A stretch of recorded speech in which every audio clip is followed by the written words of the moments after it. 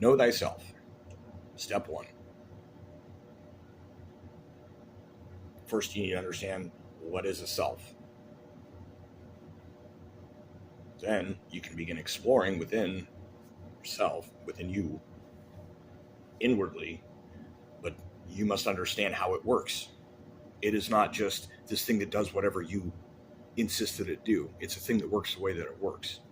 And if it is possible for it to do the thing that you want it to do, it will. Or maybe you just have to know how to ask. But getting ahead of ourselves.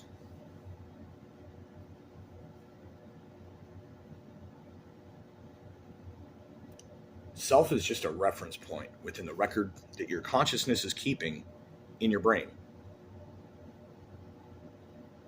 It's a reference point. It is in regard to everything that is input through sight, sound, feel, etc., as well as records kept of thoughts had, concepts like words and their meaning, conversations, discussions, all in the record of memory.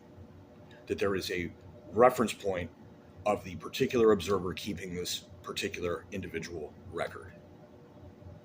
That is yourself. Your ego is this, but it's your stored reflection of that reference point, as well as any meaning, thoughts, and concepts, etc., like I just said, attached to that. So what must be gotten out of the way is not the reference point so much as the collection of records kept in regard to the reference point, specifically when it comes to meaning and self-worth, etc. Not the reference point itself. That's literally impossible except by death. And even then, who knows?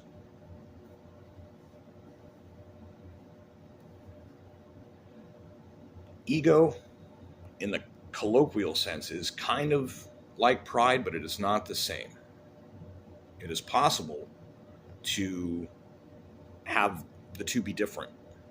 They're not always the same thing. And it's a common misconception that a prideful person has a big ego, and this is often not the case. Pride is usually more of a defense mechanism. Ego is more of a recognition of one's own greatness or whatever, when it becomes overgrown. Your sense of self, your identity, is just like who you are, what you do, why you feel you're here, what you think it means, what you value enough to remember. And then in the process of learning about how the thing that is the person, right? We're talking about the mechanics of the brain, the mind, the cognition. That reference point. When trauma occurs psychologically, especially in formative developmental periods of your life,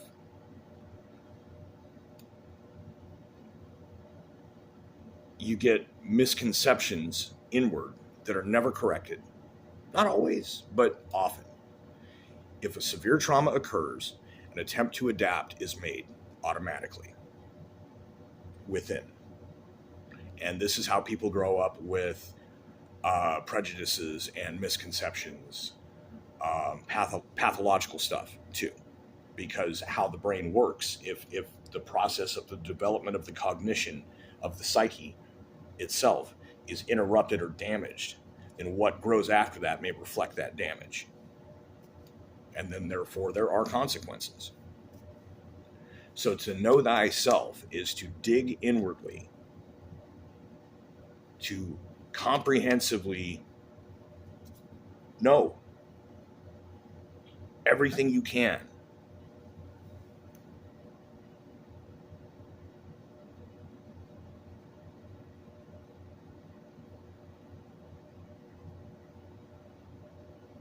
I think that's about as concise as I can be about it. One other thing. It is something to look into to fix if your sense of self, your identity, is tied into your pride, because it means that you are using your defense mechanism as something structural and key to your identity. And that is, and I don't want you to read into by using the word pride, I'm not talking about common colloquial use, I'm talking about psychological. It's kind of like being, your pride is tied into how a sports team does, kind of thing. That your sense of self, your identity is tied into your pride, indicates something that should be addressed. So then, conversely, if your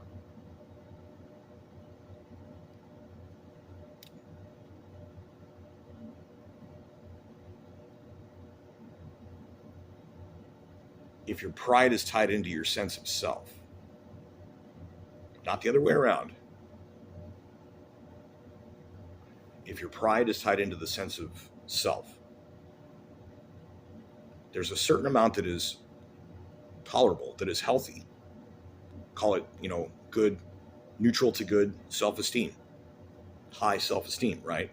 But beyond a certain point, too much, that is like the trap of narcissism.